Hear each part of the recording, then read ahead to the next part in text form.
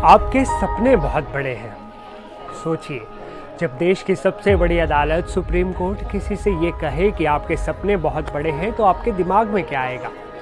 शायद यही कि वाह क्या बात है, सपने तो बड़े ही देखने चाहिए। लेकिन ज़रा ठहरिए, आज हम एक ऐसी कहानी के पत्ते खोलने वाले हैं जिसे सुनकर आपके भी होश उड़ जाएंगे। ये कहानी सिर्फ बड़े सपनों की नहीं, बल्कि रिश्तों की उलझन, पैसों की खींचतान और न्याय की दहलीज पर उठे कुछ ऐसे सवालों की है जो आपको सोचने पर मजबूर कर देंगे। नमस्ते, मैं हूं असीम और आप देख रहे हैं NDTV इंडिया।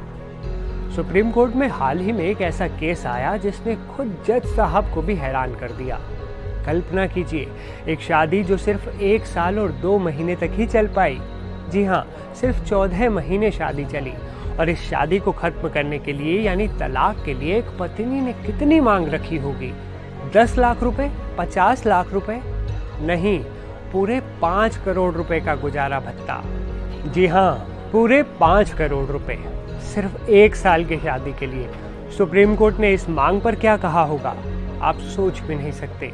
सुनवाई के दौरान जस्टिस JB पारदीवाला की अध्यक्षता वाली पीठ ने महिला के इस आचरण पर कड़ी आपत्ति जताई। अदालत ने साफ साफ कहा कि अगर वो 5 करोड़ रुपए के गुजारे भत्ते की मांग पर अड़ी रही तो उसे बहुत कठोर आदेश दिया जाएगा। और यहीं से वो लाइन आई जो पूरे मामले का सार बन गई। महिला के सपने बहुत बड़े हैं। अब आप सोच रहे होंगे कि पति कौन है और क्या करता है। पति एक इंजीनियर है जो अमेज़न कंपनी में काम करता है। उसने समझौते के लिए 35 लाख रुपए देने की पेशकश की थी। जी हाँ, पूरे 35 लाख रुपए। लेकिन पत्नी ने शादी खत्म करने के लिए पूरे 5 करोड़ रुपए की मांग कर दी, इससे कम कुछ नहीं। हालांकि महिला के वकील ने इस दावे का खंडन किया। उनका कहना है कि मध्यस्थता केंद्र में मांगी गई राशि 5 करोड़ रुपए से कम कर दी गई थी। लेकिन ये कम होकर कितनी हुई, ये अभी स्पष्ट नहीं है। जस्टिस पारदीवाला ने तो पति के वकील को यहाँ तक कह दिया, उसे वापस बुलाकर आप बहुत बड़ी भूल करेंगे, आप उसे अपने पास नहीं रख पाएंगे, उसके सपने बहुत बड़े हैं।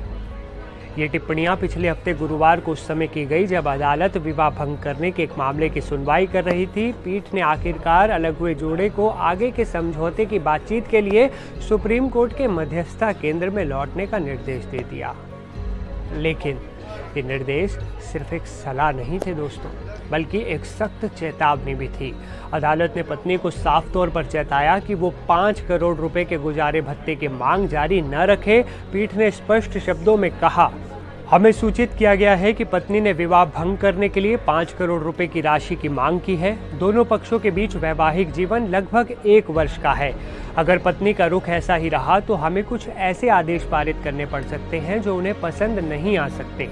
हम उम्मीद करते हैं कि पत्नी उचित मांग रखेंगी और इस मुकदमे को समाप्त करेंगी।